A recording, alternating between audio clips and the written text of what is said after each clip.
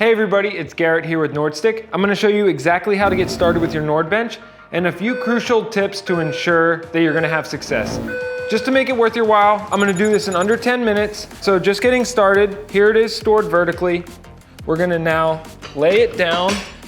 It's super important when you're using it and exercising. You pull this to its full length, slide the pin in, and then you're ready to go. So this is using the NordBench in flat mode. You wanna make sure that these teeth fit perfectly on each side of the silver. This is gonna provide some lateral stability. Looking at the back of the NordBench, if you wanna make the NordBench more stable, this bolt, tighten it super tight. It's gonna improve a rotation. It's gonna make it very, very stable. If you want the foot plate not to move at all, tighten this bolt. When you're up in 45 degrees, it should not rotate at all. Now, I just wanna go over how to use it. So we have flat like I showed you. Here is 8 degrees. Here is 15 degrees, 25 degrees. With each level getting higher, it makes the Nordic curl easier. So you can find the level that's challenging for you and gradually progress all the way down to flat. Now, here's a 45-degree back extension. This will target your glutes, hamstrings, and lower back. As you lower down the angle, you're gonna shift to a more lower back focused movement. So when I'm working with individuals in a physical therapy setting, I'll adjust the angle to the needs of the person in front of me. The 45-degree back extension is industry standard, so a great place to start. Now, I wanna walk you through all the exercises you can do, or at least the main ones with the NordBench. And I'm gonna have Kristen model for this as I walk you through the easiest to the hardest version of all the core 6 movements with the NordBench. So we'll start off with the Nordic curl. She's gonna start at 35 degrees. So when starting with the Nordic curl, it's important to start at a little bit of an incline to make sure that you're setting yourself up for success. This is gonna make it easier for her because she's gonna train through less range of motion and gravity's gonna affect her a little bit less. She's gonna be able to have success on the eccentric and concentric part, so as she slowly lowers down and while she pulls on the way back up. And now I'm gonna have Kristen step out of this. As she gets better, you can easily adjust down to a lower angle, like 25 degrees. This is gonna make it more challenging. She's gonna train through more range of motion, and as she progresses, it's gonna be a great way to guide you down to a full Nordic curl. Now I'm gonna have Kristen step out, and we're gonna lower this all the way down to 8 degrees. 8 degrees is just before flat. A lot of times with Nordic curls, the challenge that we have is there's a way to make it easier, a way to make it harder, but there's no middle. So us having 15 and 8 degrees is that middle, where Kristen now can have success before a flat Nordic curl. 8 degrees is very challenging, as you can see, so don't sleep on this. And then all the way down to flat. Now this is just exercise fundamentals, but ways outside of using incline to make things easier or harder is you can add a pause, increase your tempo, increase your time under tension, which means slow your cadence on the way down, pause at the bottom, or slow your cadence on the way up. You can also add weight to a movement, or you can increase the range. I'm showing you all that here by, as she lowers down, she's increasing the range. She can slow down her tempo if this gets easy for her. And Kristen, you can hop off there. I'm sure that's really challenging, but there's multiple ways to scale outside of just the incline. So you can really push yourself through that movement. Next, I wanna show you a back extension. Kristen's gonna start, I'm gonna adjust this up. It's gonna be above her hip. She's gonna start with an isometric hold.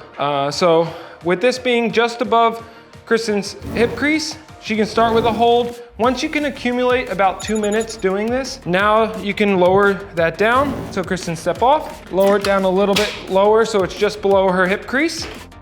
And now it's gonna make that movement more challenging. Once she can do 2 minutes here, she can put her hands on the handles and assist herself through a back extension. Awesome. Once that's easy, she can put her hands on her chest and do a full body weight back extension. And level 5, once that is easy, she can add a band for resistance. So Kristen, try that out. Good. We're gonna now lower down and we're gonna show you hip thrusts. So Kristen's gonna start with a hip thrust with 2 legs. That's gonna be the easiest. She's gonna squeeze, lift all the way to the top. You want your shoulder, hip, and knee in line in the top. To make it harder, she can switch to single leg.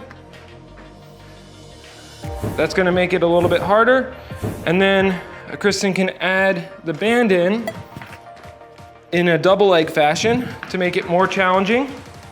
So now she can do banded hip thrusts. I love this because it's easiest at the bottom when you're the weakest, and the band provides the most resistance at the top when you're the strongest.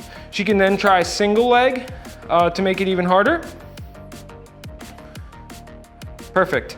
And now this easily slips out and she's good to go. Now we're gonna talk about split squats. So Kristen's gonna put her foot on the front and do a split squat. If Kristen brings her front foot further away from the machine, she's gonna feel it more in her front leg glute. If Kristen brings her foot closer back to the machine, she's gonna feel it in her quad. If you want a pretty good balance, Kristen's gonna sit on the machine, just lightly touching, reach her leg out, good. And that's gonna be where her foot is, then she's gonna put her other foot up there. To make this harder, she can add weight to her hands, or she can add a hold. So Kristen, pause. That's gonna intensify this exercise, and then weight will do that even further. Next, we're gonna show sit-ups. So I'm gonna lower this down to flat. Kristen, just do a flat sit-up. Good. This is the easiest version of the movement. Good. Now, to make it harder, Kristen, hop off the machine.